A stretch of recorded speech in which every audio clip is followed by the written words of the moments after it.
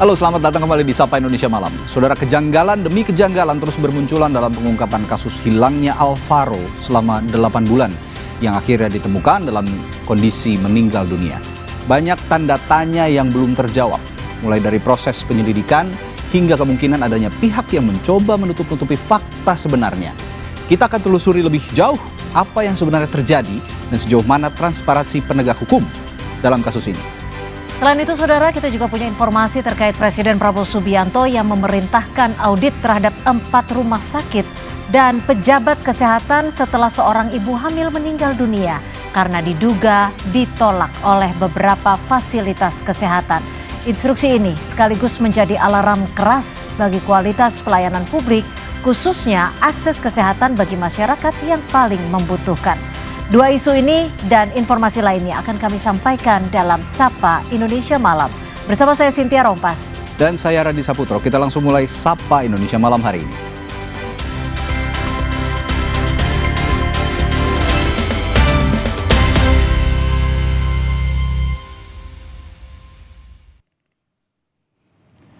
Kami mulai dari berita banjir bandang dan tanah longsor yang terjadi di Desa Mardame, Kecamatan Sitahuis, Tapanuli Tengah, Sumatera Utara, Selasa pagi tadi. 4 orang yang merupakan satu keluarga meninggal tertimpa material longsor.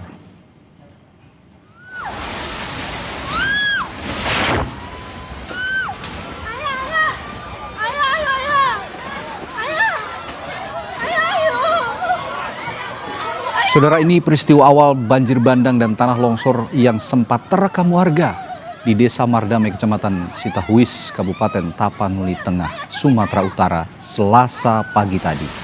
4 orang yang merupakan satu keluarga meninggal setelah di rumah mereka yang ditempati tertimbun longsor.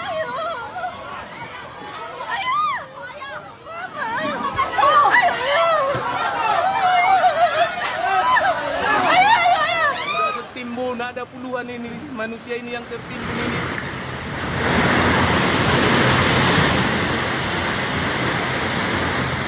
Tingginya curah hujan sejak 2 hari terakhir membuat sebagian besar wilayah di Tapanuli Tengah, Sumatera Utara terdampak banjir dan tanah longsor. Polisi meminta agar warga yang tinggal di pinggir perbukitan dan dekat aliran sungai tetap waspada, mengingat curah hujan masih terus mengguyur wilayah ini.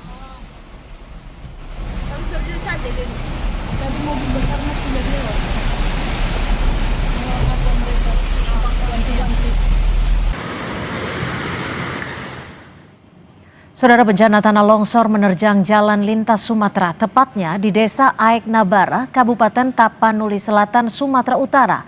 1 unit truk tangki Pertamina dan minibus terjebak dan terbawa material tanah longsor serta beberapa rumah warga mengalami kerusakan. Sebuah minibus yang melintas terbawa material tanah longsor ke dalam jurang yang menyebabkan pengemudi dan penumpang luka-luka. Langsung dibawa ke rumah sakit terdekat di Desa Aek Nabara, Sumatera Utara. Tak jauh dari situ, 1 unit truk tangki Pertamina terbawa material tanah longsor sehingga menabrak dan merusak sebuah warung kopi. Serta 1 unit minibus terbalik dan rusak parah pada bagian depan lantaran terbawa material longsor ke halaman rumah warga. Peristiwa longsor dipicu cuaca ekstrim dan hujan deras serta angin kencang yang melanda Kabupaten Tapanuli Selatan, Sumatera Utara dalam 3 hari berturut-turut.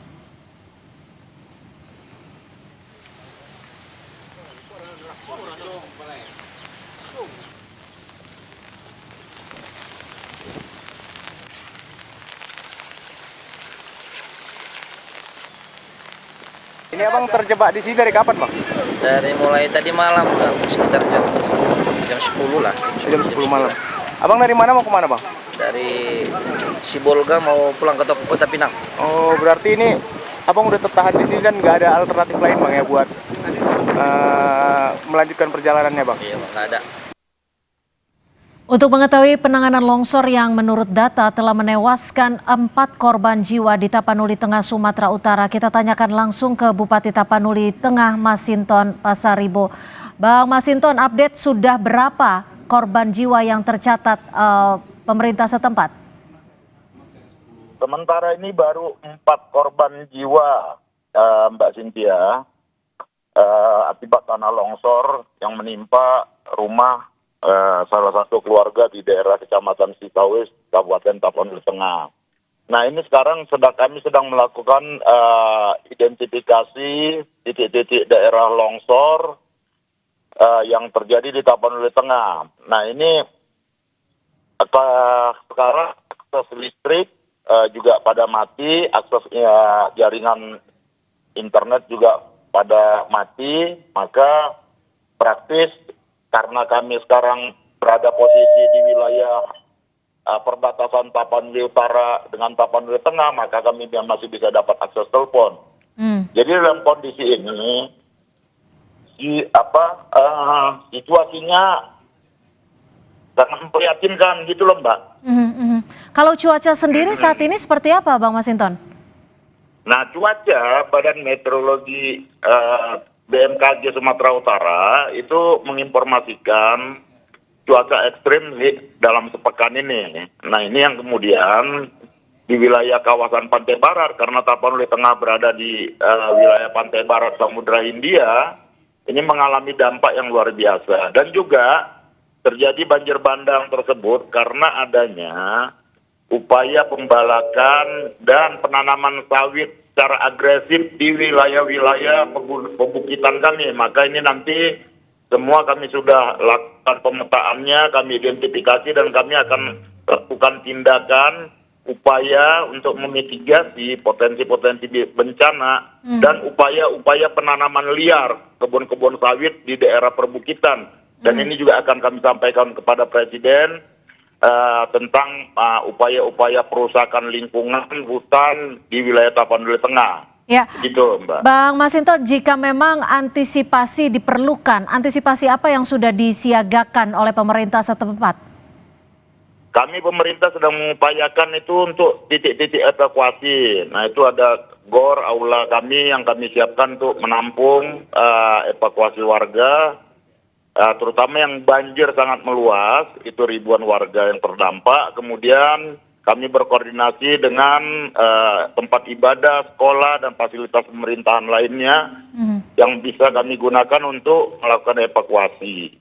Nah, di situ kami siapkan dapur umum dari Dinas Sosial dan juga pelayanan kesehatan. Tadi Kementerian Sosial juga sedang mengirimkan bantuannya dari Medan untuk digerakkan ke Sumatera, ke wilayah Tapanuli Tengah, dan juga tadi sudah berkoordinasi dengan Pak Gubernur Sumatera Utara.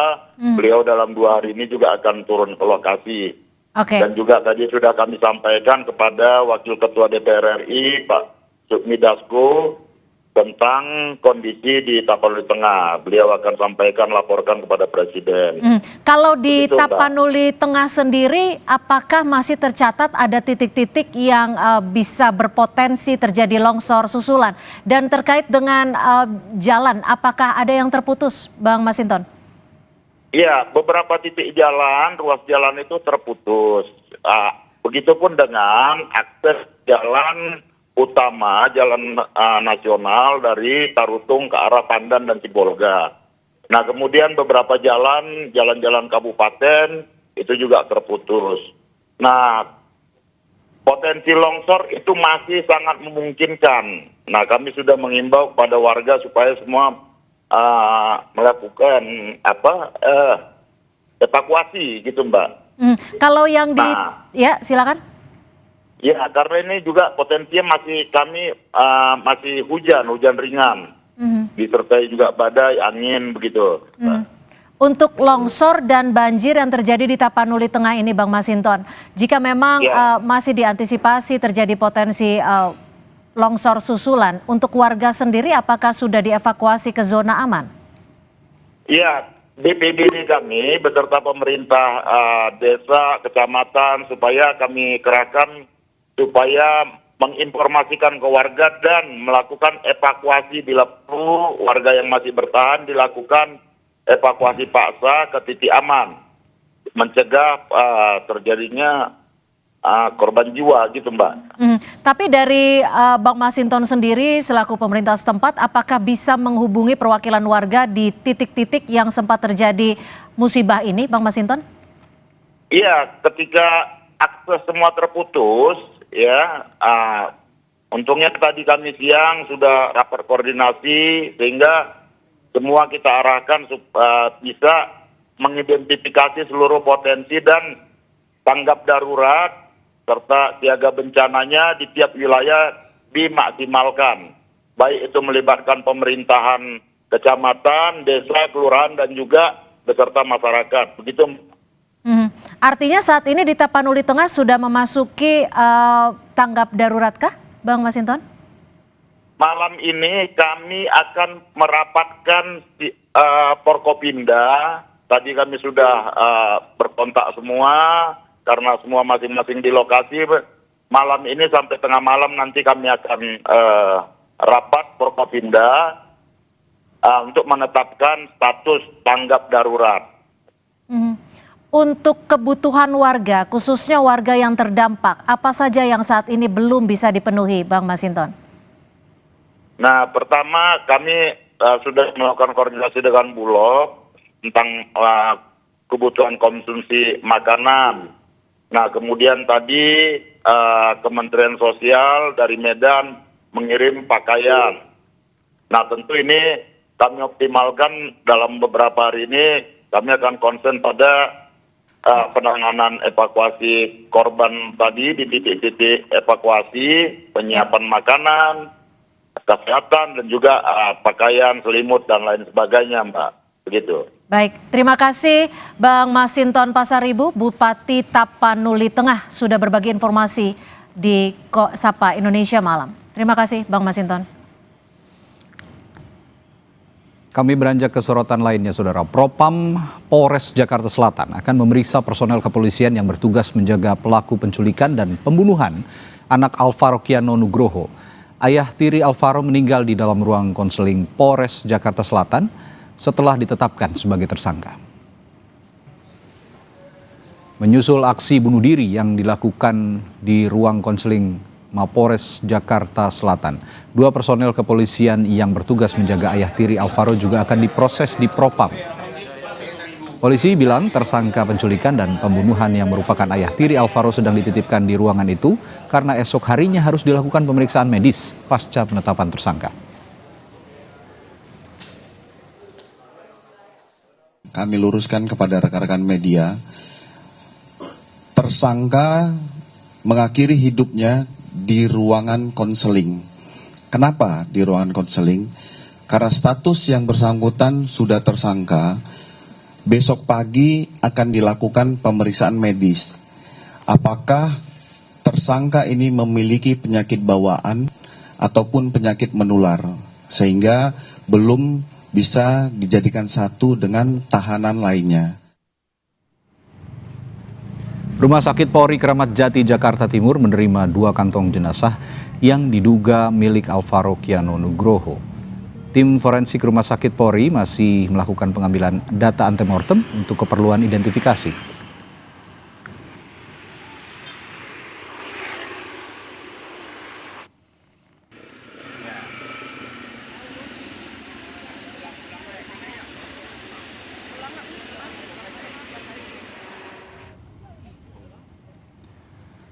Alvaro hilang tanpa jejak sejak Maret 2025 lalu, akhirnya ditemukan dalam keadaan tidak bernyawa.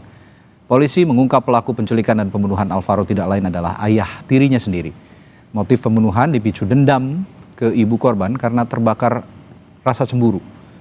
Alvaro diculik ketika bermain di masjid dekat tempat tinggalnya bersama kakek dan neneknya.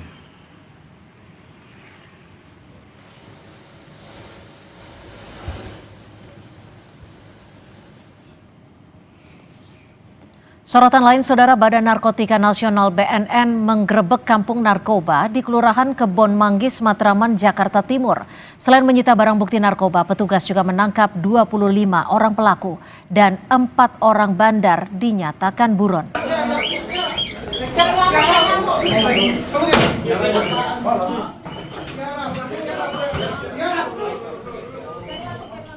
BNN bersama Pomdam Jaya melakukan penggerebekan dan penggeledah sejumlah rumah. Dari hasil penggeledahan, petugas menemukan paket narkoba dan alat isap sabu. Petugas juga menyita perhiasan serta uang tunai yang diduga hasil pencucian uang dari jual beli narkotika. Selain itu senjata tajam serta senapan angin turut disita petugas. Penggerebekan juga menggunakan tim K9 untuk menemukan barang bukti yang disembunyikan. Sebanyak 25 orang ditangkap dalam operasi ini, sementara petugas masih melakukan pengejaran terhadap 4 orang bandar. Dan sudah kita mengantongi DPO 4 bandar dengan inisial NPTS. Untuk bandar tadi yang kita tangkap adalah berinisial F. Dan saat ini 4 DPO itu yang perannya sebagai bandar akan dilakukan pengejaran dan sedang melakukan pengejaran oleh Direktorat Penindakan Pengejaran dari Badan Narkotika Nasional Republik Indonesia. Berita lainnya, Satreskrim Polres Wonogiri menangkap penagih utang yang nekat membakar rumah nasabahnya. Pelaku mengaku membakar rumah korban karena kesal dan emosi lantaran tidak membayar utang. Inilah kondisi rumah korban yang terbakar. Bagian depan rumah hingga sejumlah perabot rumah hangus terbakar. Kasat Reskrim Polres Wonogiri Ibtu Agung Sadewo menjelaskan polisi telah melakukan olah tempat kejadian perkara dan penyelidikan dengan meminta keterangan dari 5 orang saksi. Hasil penyelidikan mengarah pada 1 orang tersangka yang merupakan penagih utang. Polisi langsung menangkap pelaku yang mengakui perbuatannya. Pelaku mengaku kesal karena korban tidak membayar utang sebesar 6 juta rupiah dan kerap menghindar. Atas perbuatannya, pelaku kini terancam hukuman 12 tahun penjara.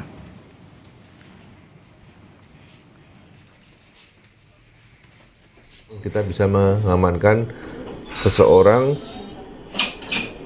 pelaku pembakaran inisial YCF. Motifnya untuk sementara dari pengakuan tersangka yaitu motif hutang piutang. Menurut keterangan daripada tersangka besarnya 6 juta rupiah. Dari pemeriksaan sementara pelaku menyampaikan bahwa yang bersangkutan alias pelaku ini kesal, jengkel terhadap korban karena setiap ditagih selalu menghindar. Saudara, penyidik Direktorat Kriminal Umum Polda Jawa Tengah memeriksa rekan AKBP Basuki sebagai saksi kasus kematian dosen Untak Semarang. Penyidik juga telah menyita sejumlah barang bukti dari hasil olah tempat kejadian lanjutan di kamar korban. Polisi belum menemukan unsur pidana pada kematian dosen Universitas 17 Agustus Semarang Dwinanda Linsia Levi dan memanggil 1 tambahan saksi dari teman AKBP Basuki. Sebelumnya, 3 saksi yang telah diperiksa, yakni saksi kunci AKBP Basuki, resepsionis Kostel, dan saudara kandung korban. Penyidik masih mengusut kronologi kejadian meninggalnya korban. Kabid Humas Polda Jateng menjelaskan, upaya pengungkapan kasus dosen Untak Semarang terus berproses, termasuk menunggu hasil lapor serta atas obat-obatan serta otopsi korban. Kalau saksi tambah yaitu saksi Hananto ya. Hananto itu orang yang pertama kali ditelepon AKBP pagi hari setelah kejadian itu. Jadi yang Hananto ini yang menyarankan untuk segera lapor polisi. Untuk obat sedang kita lakukan penelitian ke laboratorium forensik dan saat ini kita sedang menunggu hasil forensik dari dokter untuk penyebab kematian karena dokter yang memahami itu dan kita menunggu laporan secara resmi. Sebelumnya pada olah TKP lanjutan yang dilakukan Polda Jateng ditemukan obat-obatan di kamar indekos korban yang merupakan dosen hukum Untak Semarang. Olah TKP dilakukan di kostel korban di Jalan Telaga Bodas Raya, Kecamatan Gajah Mungkur.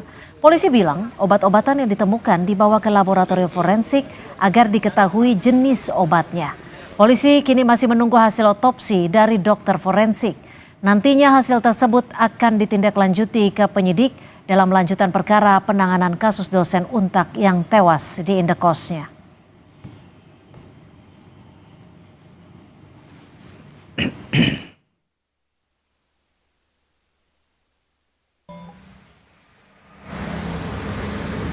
Yang juga sedang ramai diperbincangkan, Saudara, Presiden Prabowo Subianto yang memerintahkan audit terhadap rumah sakit dan pejabat di Papua. Nah, perintah ini merupakan respons Presiden terkait kasus ibu hamil meninggal dunia setelah ditolak 4 rumah sakit di Papua. Menteri Dalam Negeri Tito Karnavian melaporkan kasus ibu hamil meninggal setelah ditolak 4 rumah sakit di Papua dalam rapat terbatas bersama Presiden Prabowo. Tito Karnavian bilang Presiden meminta agar kasus serupa tidak terjadi lagi. Prabowo meminta segera dilakukan audit internal rumah sakit untuk mengetahui sumber masalah. Selain rumah sakit, audit juga akan dilakukan terhadap pejabat terkait, termasuk pejabat dinas kesehatan, pejabat provinsi hingga kabupaten. Melakukan audit internal, masalahnya di mana? Ya, dikumpulkan rumah sakit itu, termasuk juga pejabat-pejabat yang di dinas kesehatan dan lain-lain, baik provinsi, kabupaten, dan juga yang swasta. Kemudian Menkes dan saya sudah komunikasi, Pak Menkes hari ini dan dari Kemendagri hari ini juga turun ke Jayapura. Pesan dari Pak Presiden jangan sampai terulang lagi hal yang sama, segera lakukan audit untuk mengetahui penyebab masalahnya dan lakukan perbaikan. Apakah fasilitasnya, ataukah tata kelolanya, ataukah orangnya, ataukah aturannya. Gubernur Papua Matius Fakhiri mengakui geram dengan kasus rumah sakit yang menolak pasien ini. Gubernur menegaskan seluruh rumah sakit maupun puskesmas yang berada di 8 kabupaten dan 1 kota di Provinsi Papua tidak boleh menolak pasien dengan alasan apapun. Mantan Kapolda Papua ini menyatakan akan mengevaluasi pelayanan di rumah sakit dan mengancam akan mencopot tenaga medis yang menolak pasien. Pelayanan kesehatan itu tidak boleh tawar-menawar lagi. Sehingga kejadian duka ini itu duka kami semua yang ada di Provinsi Papua.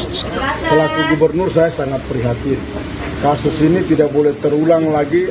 Di kejadian ini kejadian yang menjadi keprihatinan saya mendalam.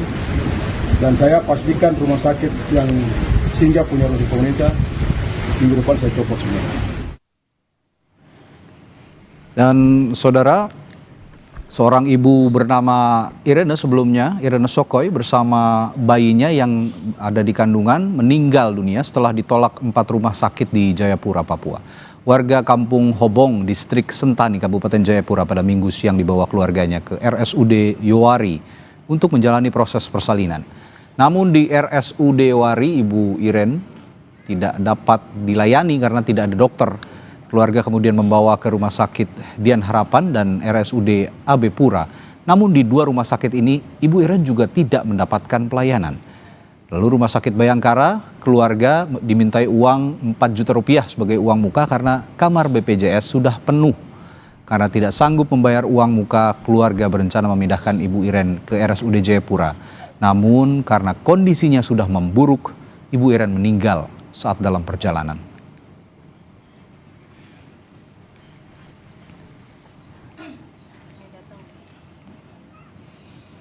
Saudara, Presiden Prabowo Subianto menginstruksikan untuk menyiapkan pasukan perdamaian di Gaza, Palestina. Namun apakah pasukan ini benar-benar akan dikirim mengingat Israel masih terus menggempur Gaza di tengah perjanjian gencatan senjata? Ulasannya kami hadirkan usai jeda di Sapa Indonesia Malam.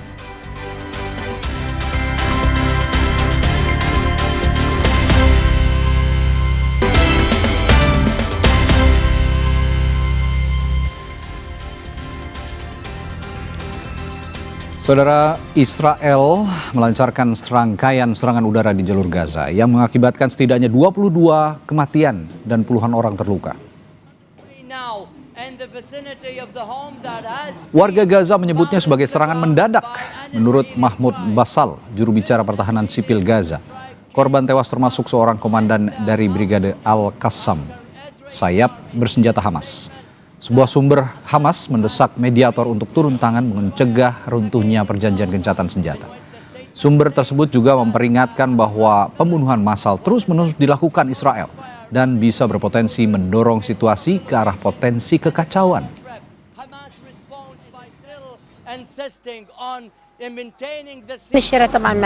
The street was full of women, children, and young people. Suddenly, the strike hit. Our house was destroyed, and our neighbors had people killed and others injured. I got my family out of the house and was shocked to see that my relative's house next to us was completely wiped out, and the neighbors were wounded. Namun sebaliknya, saudara, Israel malah menuduh Hamas melanggar gencatan senjata terlebih dahulu. Netanyahu menekankan bahwa tentara Israel beroperasi secara independen dan negaranya telah mendapat lampu hijau dari Amerika Serikat untuk melanjutkan serangannya di Gaza. Hamas sendiri menepis tuduhan Israel dengan menyatakan bahwa apa yang terjadi hanyalah upaya Netanyahu untuk melanggar perjanjian. Gencatan senjata berlaku efektif sejak Oktober lalu, di mana gencatan senjata ini merupakan bagian dari perjanjian antara Hamas dan Israel di bawah rencana 20 poin Presiden AS Donald Trump. Rencana tersebut mencakup penghentian pertempuran segera.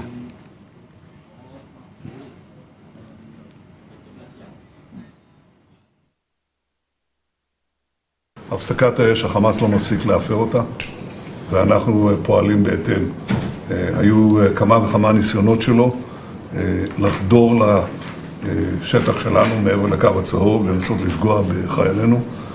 אנחנו סיכלנו את זה בעוצמה רבה, וגם הגבנו וגבינו מחיר כבד מאוד.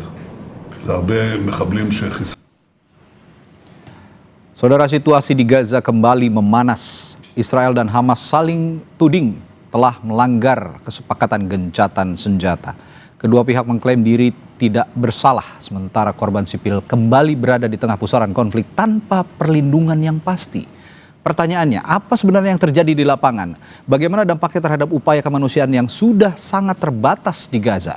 Malam ini kita akan membahasnya bersama dua narasumber, yakni Ketua Presidium Mercy Hadiki Habib yang selama ini aktif memantau situasi kemanusiaan di Gaza, dan juga hadir pengamat Timur Tengah Hasibullah Satrawi yang akan membantu kita juga memahami dinamika politik dan militernya. Selamat malam. Selamat malam, Mas Habib. Mas Hadiki, selamat malam juga. Assalamualaikum. Selamat malam. Waalaikumsalam. Baik, saya ke Mas Hadiki dulu. Dari laporan Mercy dan relawan yang saat ini juga memantau di perbatasan, baik di Jordan maupun langsung di Gaza, apa yang sebenarnya terjadi di Gaza saat kedua belah pihak saling tuding melanggar gencatan senjata? Ya, relawan Mercy Indonesia saat ini berada di Gaza, dan ketika terjadi serangan tersebut memang berada di daerah Gaza City, ya, Gaza Utara. Serangan ini memang dalam 1 minggu terakhir ini beberapa kali terjadi di daerah Gaza City, di wilayah Gaza Utara. Nah, ini memang berita simpang siur, tapi yang pasti kita perlu menjelaskan kepada masyarakat bahwa wilayah Gaza ini sekarang luasnya itu dikurangi karena pihak Israel itu menambah yang namanya buffer zone atau daerah penopang, di mana daerah buffer zone ini merangsek masuk ke dalam wilayah Gaza, gitu ya. Nah, buffer zone ini yang jaraknya itu ke dalam itu semakin bertambah. Mas Hadiki, mohon maaf, Mas Hadiki, saya potong sebentar. Sebelum kita lanjutkan perbincangan soal memanasnya kembali konflik Gaza ini, saya akan menuju ke istana terlebih dahulu. Kita menyaksikan berita setelah di Istana Kepresidenan Jakarta. Di sana akan ada perkembangan terkini yang akan disampaikan oleh Wakil Ketua DPR, Sufmi Dasko Ahmad, didampingi oleh Menteri Sekretaris Kabinet. Sekretaris Kabinet ada Letkol Teddy Indrawijaya dan juga Mensesnek Prasetyo Hadi. Selanjutnya Bapak Menteri Sekretaris Negara dan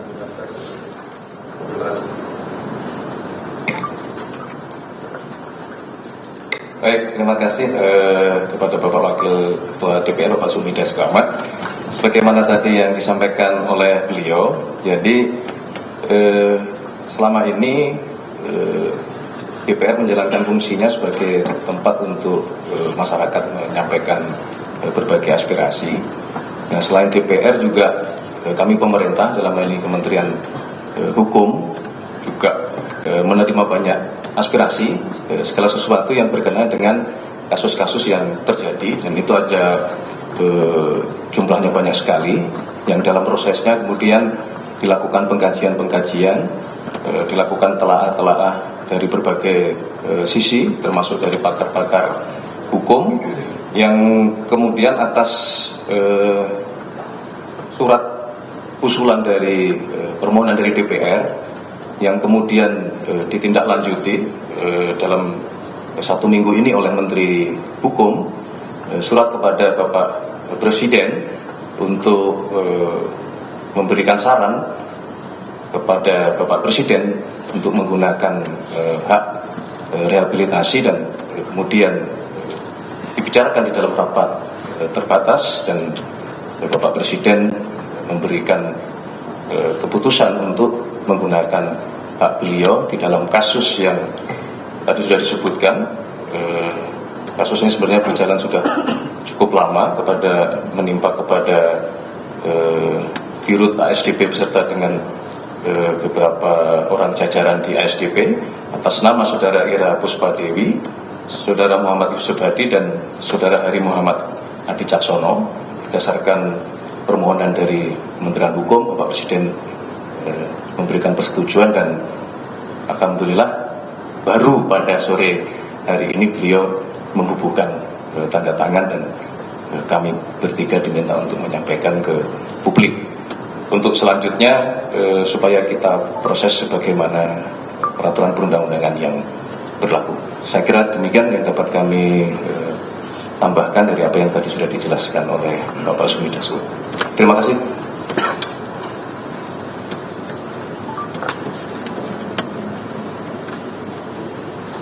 Cukup ya, tidak ada pertanyaan.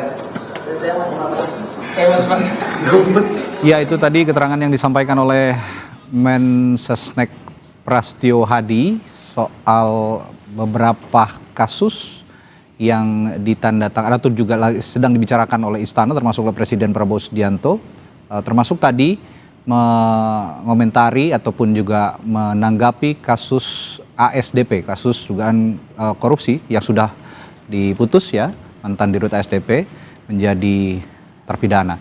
Dan beberapa kasus lainnya yang juga disikapi oleh Istana tadi juga sudah disampaikan oleh Mensesnek Prastyo Hadi didampingi oleh Seskap dan juga Wakil Ketua DPR Sufmi Dasko Ahmad. Kita kembali lanjutkan perbincangan malam hari ini soal memanasnya kembali konflik di jalur Gaza. Tadi saya sudah bertanya ke Mas Hadiki soal bagaimana kondisi yang terjadi saat ini di jalur Gaza, termasuk juga ada situasi saling tuding melanggar gencatan senjata. Tapi saya juga kembali bertanya lagi, Mercy melihat adanya perubahan signifikan dalam akses bantuan selama gencatan senjata ini atau tidak kira-kira, Mas Hadiki? Ya, selama gencatan senjata yang signifikan itu adalah bombardirnya itu yang selama ini terus-menerus membabi buta itu berkurang sangat jauh. Berkurang sangat jauh ya, memang kalau itu harus diakui ya. Setelah ada proses gencatan senjata ini berkurang sangat jauh. Baik, kalau begitu saya tidak berhenti ya. Oke, baik. Saya ke Mas Habib kalau begitu. Mas Habib, kalau Mas Hasib, sorry, saya salah nama jadinya nih. Mas Hasib, kalau memang kondisinya saling tuding begitu ya, saling bersalah, saling diklaim Israel yang bersalah, saling tuding juga katanya Hamas yang salah. Dari perspektif Anda, sebenarnya siapa yang paling bertanggung jawab? Karena kalau saling tuding begini kan yang jadi korban adalah rakyat Gaza sendiri begitu. Ya, sebenarnya dalam situasi seperti sekarang faktornya yang paling bertanggung jawab, yang paling menentukan adalah Amerika dan kekuatan negara-negara besar, terutama yang mendukung proposal Trump yang kemudian diadopsi dalam resolusi PBB pada tanggal 18 kemarin, di mana pokok-pokok pikirannya tentang perdamaian Gaza, tentang tentang bantuan kemanusiaan ke Gaza, tentang rekonstruksi Gaza, tentang masa depan Palestina, termasuk demilitarisasi Gaza itu diakui di dalam resolusi ini. Nah, oleh karena itu kalau saya melihat Mas dari beberapa minggu terakhir perkembangannya itu, yang pertama kita lihat dari resolusi ini justru memang resolusi ini menjadi kayak semacam peretas telur kekecewaan barangkali bagi Hamas dan bagi Israel. Cuman kita melihat Hamas yang jauh lebih terus terang di dalam menyampaikan ekspresinya, pandangannya, termasuk menolak beberapa poin di dalam resolusi ini karena dianggap gagal menyerap aspirasi rakyat Palestina.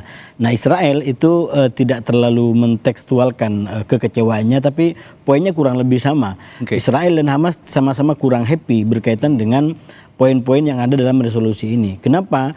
Kalau dengan Hamas itu karena resolusi ini dengan jelas mengatakan bahwa Gaza akan dilakukan disebut sebagai proses deradikalisasi. Bagian dari tugas pasukan perdamaian yang akan nanti bertugas di Gaza yaitu adalah memastikan Gaza tidak lagi menjadi basis militerisasi ke depan yang mengancam Israel. Nah, bagi Israel kekecewaannya adalah karena resolusi ini juga masih memberikan harapan bagi kemerdekaan Palestina. Walaupun sebenarnya secara tekstual tidak begitu eksplisit bahwa ini akan langsung menuju kepada pembentukan Palestina merdeka. Cuman dinyatakan kalau situasinya kondusif maka ke depan termasuk kemerdekaan Palestina mungkin bisa dibicarakan. Tapi begini Mas Hasib, kalau bicara soal harapan, resolusi yang terjadi dari tahun ke tahun, dekade ke dekade sebenarnya kan pasang surut ya, muncul lalu tenggelam kembali. Tapi menurut Anda dalam historical konflik Palestina dan juga Israel, apakah saat ini yang paling memberikan harapan dibandingkan sebelumnya? Ya, sebenarnya kalau kita mau baca fair, masing-masing punya harapan ya. Dulu juga ada kuartet perdamaian di mana keterlibatan para pihak, bukan hanya Amerika tapi juga PBB. Kemudian ada ada Rusia juga terlibat di situ, Uni Eropa juga terlibat di situ. Nah, kalau dibandingkan dengan sekarang, menurut saya satu yang akan menjadi faktor lebih barangkali adalah ambisi pribadi Trump. Yang sangat ingin mendapatkan Nobel perdamaian dari apa yang telah dia buat, dan itu kemudian nyambung dengan premis ataupun kebijakan-kebijakan pengantar yang telah dibuat, misalkan tentang Abraham Accord, perjanjian Abraham yang itu sekali lagi akan bisa mengubah wajah Timur Tengah. Nah, kalau dibaca dalam konteks semua itu, maka situasi sekarang cukup memberikan harapan untuk katakanlah Timur Tengah lebih besar, lebih makro, yaitu yang lebih damai tadi. Tapi memang syaratnya adalah menyelesaikan persoalan konflik sekarang secara lebih mikro, terutama di antara Israel dengan Hamas, yang saya bilang tadi masing-masing nggak happy sebenarnya gitu. Karena Hamas itu kalaupun dia mau menyerahkan senjata, itu bukan diserahkan kepada pasukan perdamaian. Dia ingin menyerahkan senjatanya kepada otoritas Palestina yang nanti telah terbentuk. Artinya apa? Tetap Hamas berpegangan pada logika bahwa senjata itu sebagai lawan daripada penjajahan. Kalau senjata ini mau diserahkan, maka penjajahan harus habis terlebih dahulu, dan itu artinya adalah kemerdekaan Palestina. Nah, sementara bagi Israel yang kebetulan sekarang dikuasai oleh orang-orang kanan, itu mimpinya Palestina tidak akan pernah ada.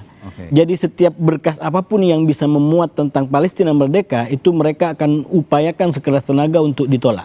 Dan itulah yang kita lihat kenapa dikatakan tadi dalam beberapa hari terakhir memuncak ini eskalasi kembali, karena sekali lagi resolusi PBB 2803 itu kurang membahagiakan kedua belah pihak, dan pada kadar tertentu kedua belah pihak melakukan upaya untuk menunjukkan eskalasi.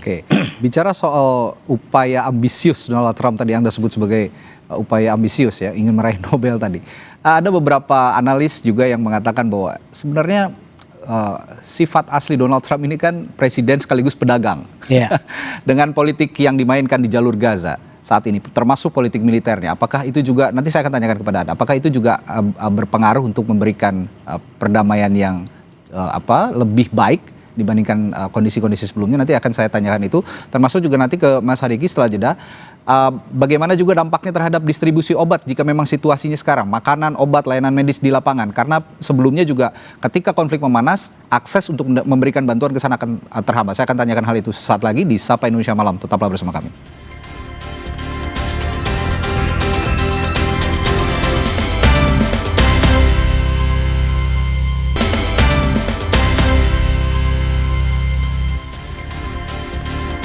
Sebelum kita lanjutkan perbincangan, kami sampaikan dulu berita dari Panglima TNI Jenderal Agus Subianto yang menyatakan Presiden Prabowo Subianto telah memberikan instruksi agar menyiapkan pasukan perdamaian untuk misi di bawah mandat PBB. Pasukan ini akan dipersiapkan untuk operasi kemanusiaan di wilayah konflik seperti di Gaza dan Palestina. Panglima TNI menjelaskan persiapan pasukan perdamaian saat ini telah memasuki tahap seleksi. Nantinya pasukan akan dipimpin Jenderal Bintang 3. Pasukan perdamaian yang dipersiapkan berjumlah 3 brigade yang terdiri Batalion Kesehatan, Batalion Konstruksi, Bantuan Mekanis, serta unsur udara termasuk helikopter dan pesawat C-130. Angkatan Laut juga menyiapkan 2 kapal rumah sakit untuk mendukung misi perdamaian dan kemanusiaan.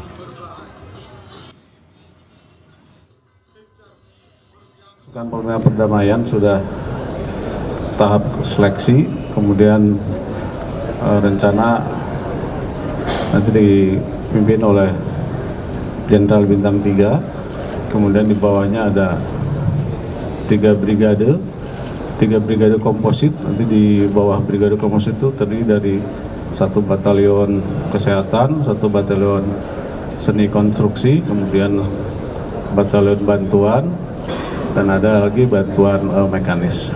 Kemudian juga ada unsur udara, kita menyiapkan helikopter, kemudian pesawat C-130 Hercules, dan kita siapkan 2 kapal rumah sakit dari Angkatan Laut.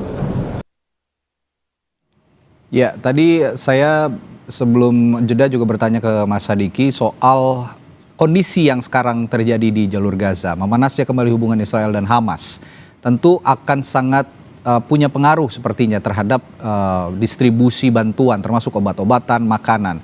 Kondisinya bagaimana sekarang untuk distribusi? Ya, jadi setelah gencatan senjata, ada dibuka jalur kemanusiaan untuk logistik. Jumlahnya sangat kecil dan jauh dari kebutuhan. Yang terbuka cukup banyak itu adalah jalur komersil. Jadi truk-truk yang masuk dengan tujuan berdagang, dan ini juga ada pemain-pemainnya gitu ya. Ini yang sekarang masuk ke dalam Gaza. Apapun itu, ini menjadi wato ya di tengah kesulitan masyarakat di sana, karena bahan-bahan pokok itu tersedia dan harga-harga yang sebelumnya inflasi sangat tinggi itu sudah mulai normal kembali tuh di pasaran, jadi bisa dijangkau oleh masyarakat. Baik. Mas Hasib, tadi saya sempat bertanya juga sebelum bertanya ke Mas Sadiki, kondisi Donald Trump yang ingin punya ambisi lebih begitu ya, memberikan Nobel untuk perdamaian lah di jalur Gaza. Nah, ini analis menganggap bahwa ini hanya upaya-upaya akal-akalannya Trump aja, karena Presiden Amerika Serikat ini juga pedagang. Untuk konteks militer, apakah itu masuk akal jika dikaitkan dengan sifat Donald Trump yang sering kali berdagang dalam situasi-situasi tertentu? Iya, saya rasa terlalu naif kalau kita mengatakan para pihak atau banyak negara ini tidak akan mendapatkan keuntungan dari apa yang diputuskan, apalagi keputusan besar seperti ini pasti dapat keuntungan tertentu, baik langsung atau tidak, termasuk Donald Trump gitu. Nah, oleh karena itu kalau saya melihatnya 2 Mas dari perkembangan ini. Yang pertama, kemungkinan pengiriman pasukan seperti disampaikan tadi itu akan tetap terjadi, mengingat karakternya ini dari awal kan sebenarnya sama di antara Hamas, Israel dan Trump. Sama-sama orang yang susah untuk didekte oleh pihak lain, dan sekarang Trump sudah mengatakan ini jalan, resolusi apalagi sudah jadi hampir pasti ini akan terus berprogres ke sana. Dan dalam konteks itu mungkin satu yang catatannya, karena petanya begitu liar, maka yang harus diantisipasi oleh pasukan kita adalah justru jangan sampai berhadapan dengan milisi-milisi Palestina. Karena Israel menginginkan pasukan perdamaian itu digunakan untuk menghancurkan Hamas, menghancurkan milisi-milisi Palestina, termasuk kalau nanti di sana adalah pasukan kita. Ini meski singkat harus dijawab singkat, tapi harus saya tanyakan tadi terkait proses pengiriman pasukan perdamaian dari Indonesia, apakah akan juga terganggu dengan adanya situasi seperti ini yang memanas kembali jalur Gaza, kira-kira menurut Bung Hasib? Saya melihat dengan perkembangan yang ada tidak ada yang gangguan untuk bisa menunda itu, apalagi resolusinya sudah terjadi dan komitmen para pihak juga makin kuat, walaupun sekali lagi Hamas dengan Israel mungkin melakukan manuver agar ini tidak lancar gitu. Karena seperti saya bilang tadi, Israel ingin membajak pasukan ini untuk menghancurkan Hamas, sementara Hamas juga tidak ingin menyerahkan senjatanya kepada pasukan lain. Dia ingin menyerahkan senjatanya kepada otoritas Palestina. Terima kasih analis Timur Tengah Bung Hasibullah dan juga Mas Hadiki dari Mercy sudah memberikan informasinya juga terkini dari lapangan dari relawan-relawan Mercy. Terima kasih, selamat malam, sampai jumpa lagi, sehat selalu Bapak. Saudara, ada informasi dan ulasan selanjutnya di Sapa Indonesia Malam. 8 bulan menghilang, anak berusia 6 tahun Alvaro Kiano Nugroho ditemukan meninggal dunia. Polisi menyebut ayah tiri Alvaro yang merupakan tersangka bunuh diri di ruang konseling Polres Metro Jakarta Selatan. Kami punya ulasannya dan menghadirkan eksklusif dari pernyataan Ibu Alvaro sesaat lagi di Sapa Indonesia Malam.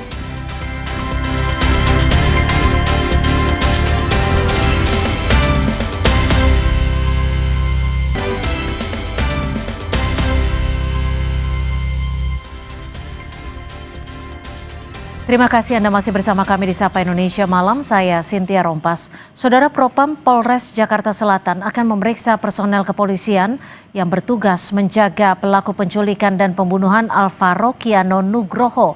Ayah tiri Alvaro meninggal di dalam ruang konseling Polres Jakarta Selatan setelah ditetapkan sebagai tersangka.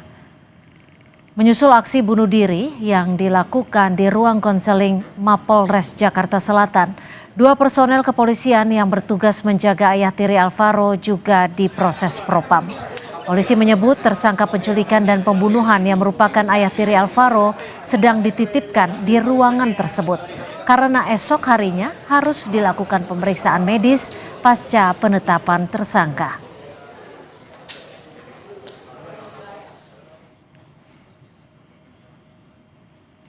Polisi menyebut ayah tiri yang menjadi tersangka penculikan dan pembunuhan Alvaro ditemukan meninggal dunia di ruang konseling Polres Jakarta Selatan. Lantas apakah kasus ini bisa terungkap terang benderang? Sudah bersama kita Ibu Sayem yang merupakan nenek dari Alvaro dan juga Hanifah Hasna, kriminolog Universitas Indonesia. Selamat malam Mbak Hanifah, selamat malam Ibu Sayem. Selamat malam Mbak Cynthia, selamat malam Bu Sayem. Selamat malam. Ya, sebelumnya kami ingin menyampaikan duka yang mendalam kepada Ibu Sayem dan juga keluarga atas apa yang sudah menimpa adik Alvaro, Ibu Sayem.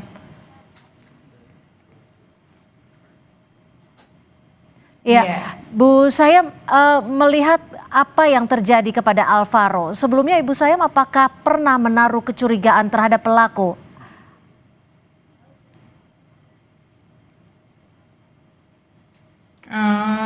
Keluarga sih nggak ada kecurigaan karena ayah tirinya Alvaro itu kan sama keluarga saya sama Alvaro tuh baik, nggak ada masalah apa-apa, maksudnya sama Alvaro pun juga deket.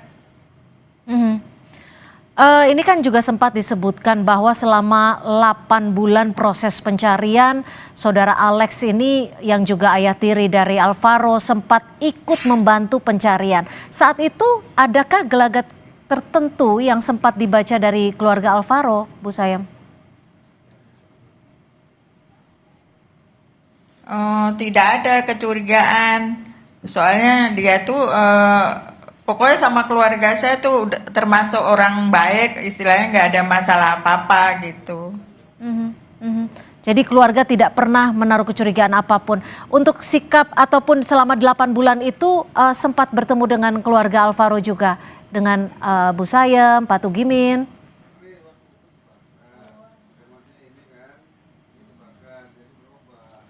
Pada waktu itu pas sorenya hilang itu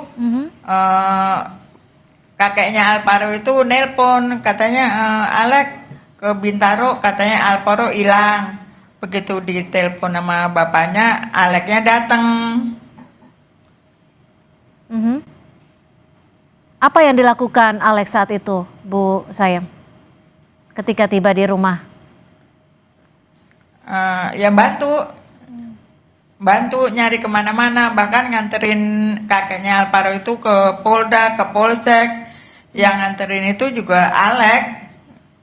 Oke, saya coba ke Mbak Hanifah. Mbak Hanifah, ketika melihat bagaimana perilaku Alex yang ternyata disebut polisi adalah pelaku dari penculikan dan juga pembunuhan terhadap Alvaro, bagaimana Anda bisa membaca ini, melihat hal ini?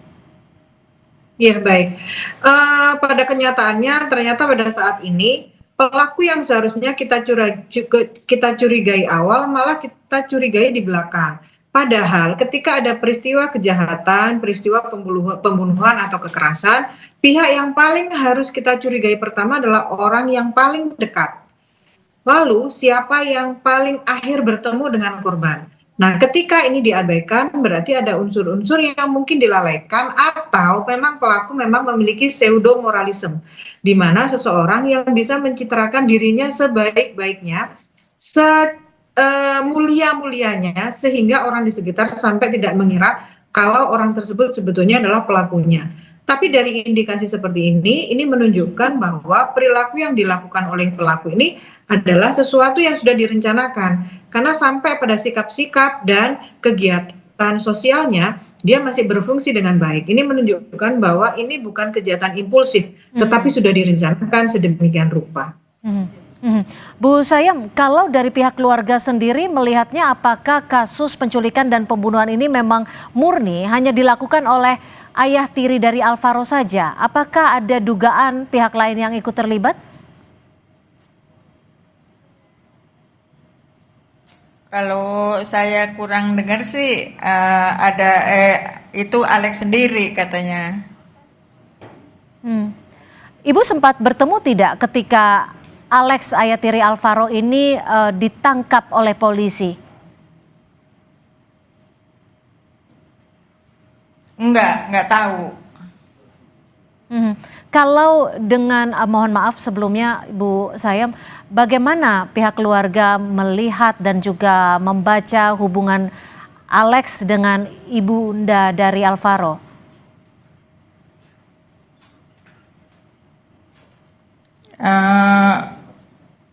Anak saya tuh udah lama nggak hubungan sama Alex gitu.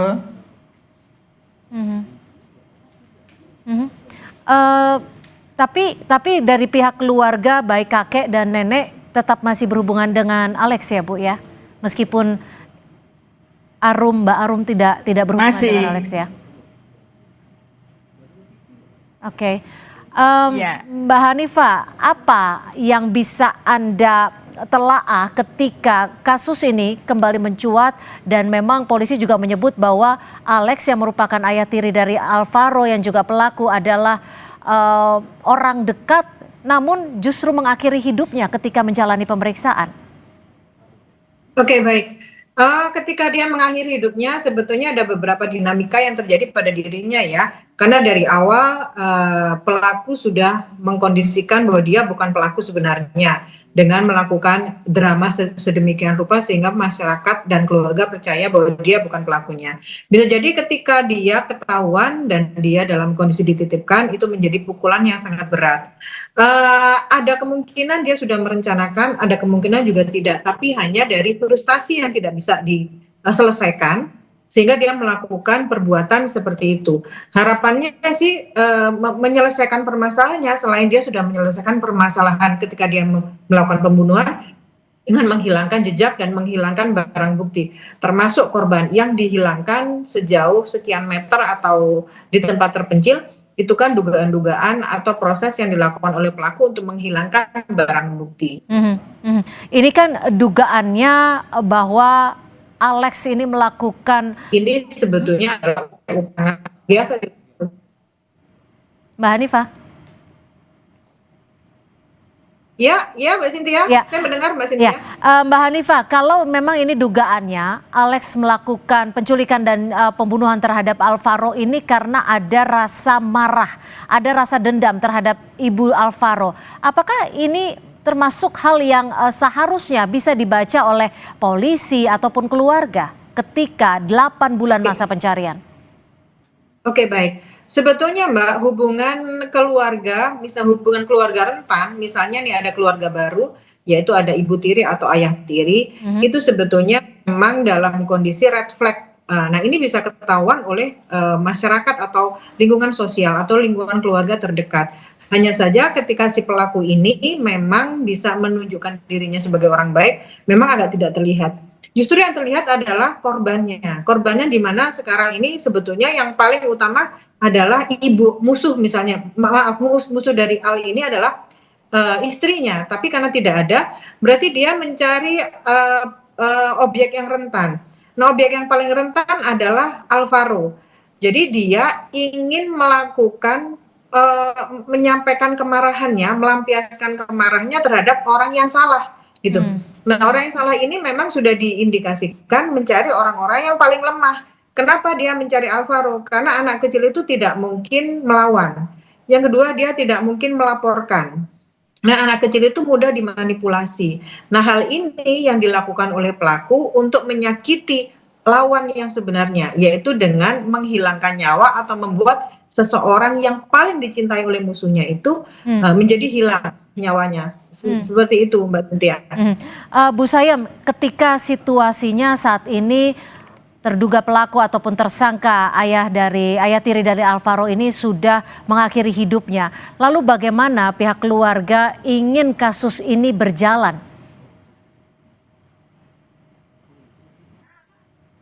Ya, keluarga udah nggak bisa berbuat apa-apa ya, karena tersangka kan udah nggak ada. Kalau dari keluarga sendiri terakhir bertemu dengan Alex kapan, Bu Sayem?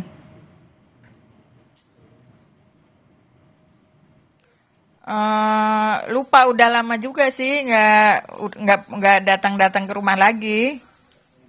Baik, Mbak Hanifah, bagaimanakah kasus ini bisa dibuka agar bisa berjalan terang benderang, termasuk bagaimana pertanggungjawaban pihak kepolisian yang seharusnya bisa menemukan sejak awal?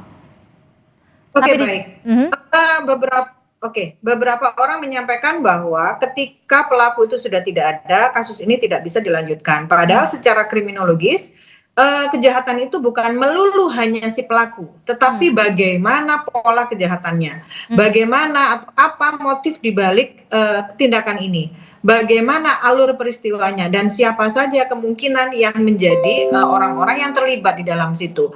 Jadi apakah kasus ini berpotensi menjadi contoh untuk kasus-kasus yang lain? Ini Mbak yang harus tetap dilakukan penyelesaian, penyelidikan dan penyidikan oleh kepolisian. Karena bagaimanapun juga ini terkait dengan kehilangan nyawa seseorang. Ya.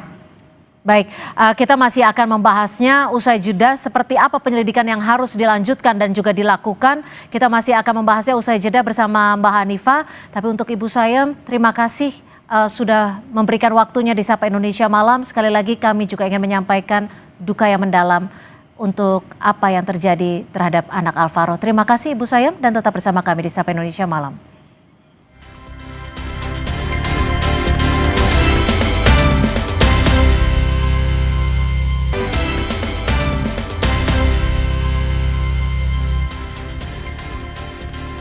Setelah 8 bulan dilakukan pencarian, anak Alvaro Kiano Nugroho ditemukan dalam keadaan tidak bernyawa. Dan saat ini pelakunya ataupun tersangkanya, ayah tiri dari Alvaro, mengakhiri hidupnya. Kita akan membahasnya kembali bersama Pak Arianto Sutadi, penasihat ahli Kapolri, dan masih bersama dengan Mbak Hanifah Hasna, kriminolog dari Universitas Indonesia. Saya akan langsung ke Pak Arianto. Pak Arianto, ketika kasusnya seperti ini, apakah kasus penculikan dan juga pembunuhan terhadap Alvaro ini artinya dihentikan atau sebenarnya masih bisa dilakukan penelusuran untuk memastikan apakah betul yang ditangkap, yang ditetapkan sebagai tersangka adalah orang yang tepat menculik dan juga membunuh Alvaro?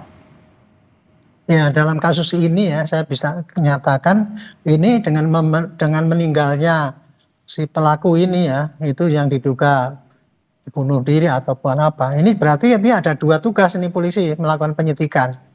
Penyidikan yang pertama adalah dulu meninggalnya Alvaro itu dulu kenapa gitu kan. Kemarin sudah diungkap katanya dari penyidikan itu bahwa diduga adalah ayah tirinya ini yang meninggal. Nah, tentunya itu temuan-temuan itu berdasarkan daripada alat bukti yang dikumpulkan oleh penyidik. Antara lain yang saya dengar itu ya, alat penyidik yang jelas kerangkanya itu kemungkinan bukti DNA bahwa itu memang betul-betul korbannya adalah Alvaro. Kemudian ada jejak-jejak digital bahwa itu dendam dan sebagainya, sehingga patut diduga yang membunuh itu adalah itu kan gitu kan. Nah, ini penyidikan untuk itu Alvaro itu polisi harus menuntaskan dulu, dituntaskan dan itu kalau memang buktinya sudah maksimal, bisa menyimpulkan bahwa ini pasti ayahnya inilah yang pasti yang membunuh gitu ya. Tapi kemudian dengan adanya kejadian meninggal, maka penyidikan itu bisa dihentikan, karena penyidikan itu kan bisa dihentikan kan ada paling tidak, kalau KUHP yang lama itu kan ada 3 ya. Satu, tidak cukup alat bukti, atau bukan kasus pidana karena itu perdata mungkin, dan kemudian ketiga tersangkanya meninggal dunia. Itu untuk kasus Alvaro itu, dan yang tersangkanya ini. Tetapi meninggalnya yang tahanan ini, yang di ruang tahanan ini, itu polisi juga harus bikin laporan polisi juga. Jadi artinya ada kasus baru ya, kasus baru yang harus ditangani polisi ya. Iya, yang harus dipertanggungjawabkan pada publik bahwa ini meninggalnya karena apa. Kan kadang bisa juga tuh mungkin meninggalnya dianiaya oleh aparat, atau meninggalnya memang bunuh diri atau karena sakit.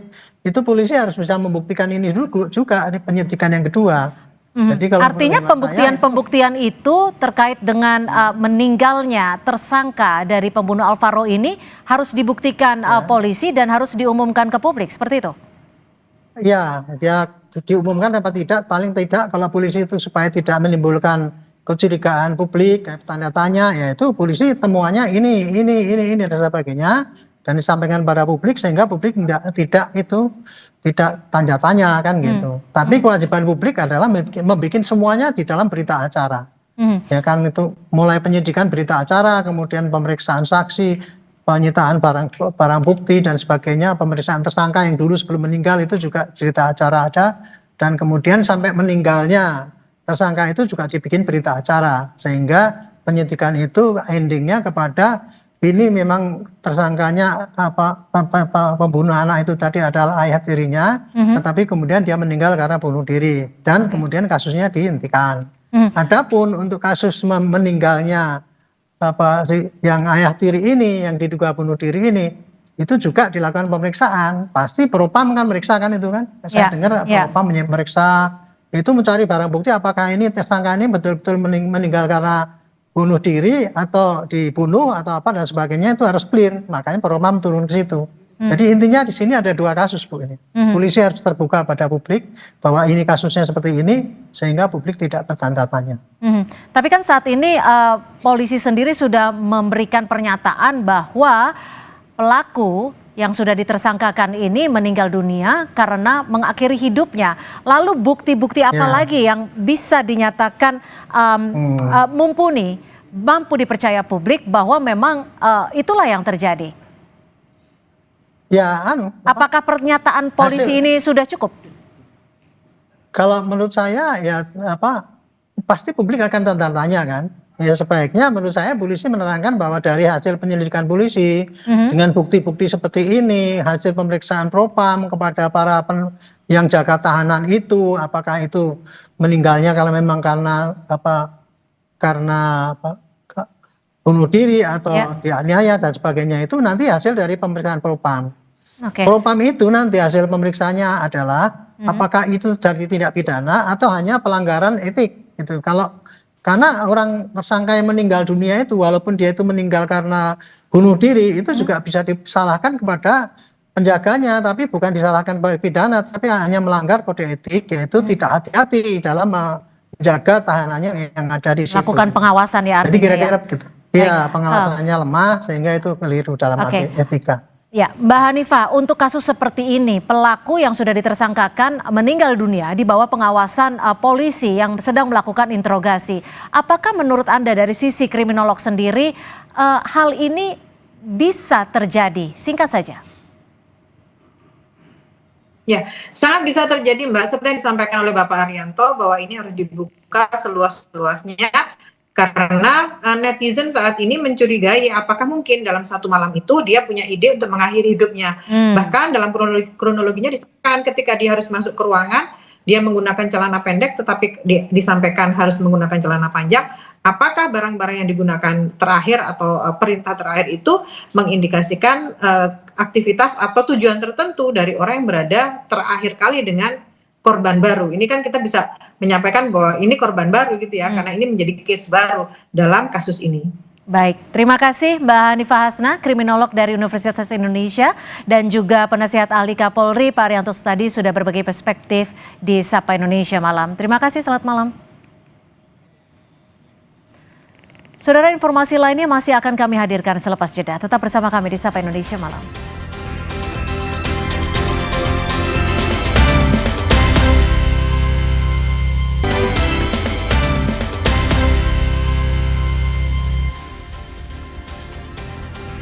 Saudara, Presiden Prabowo Subianto memberikan rehabilitasi kepada mantan Dirut PT ASDP Ira Puspadewi. Sebelumnya Ira divonis 4,5 tahun penjara, 4,5 tahun penjara dalam kasus korupsi kerjasama akuisisi PT Jembatan Nusantara oleh PT ASDP.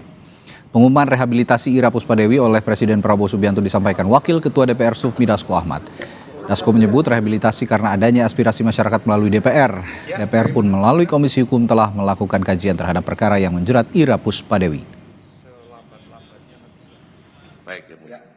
Terhadap perkara nomor 68 Pitsus TPK 2025 PN Jakarta Pusat atas nama Ira Puspadewi, Muhammad Yusuf Hadi, Hari Muhammad Adi Caksono. Dari hasil komunikasi dengan pihak pemerintah, alhamdulillah pada hari ini Presiden Republik Indonesia Bapak Prabowo Subianto telah menandatangani surat rehabilitasi terhadap 3 nama tersebut. Informasi tadi juga menjadi penutup perjumpaan kita di Sapa Indonesia Malam. Terima kasih telah menyaksikan Sapa Indonesia Malam hari ini. Pastikan secangkir kopi gula aren menemani waktu istirahat Anda. Saya Cynthia Rompas. Dan saya Raditya Saputro. Sampai jumpa.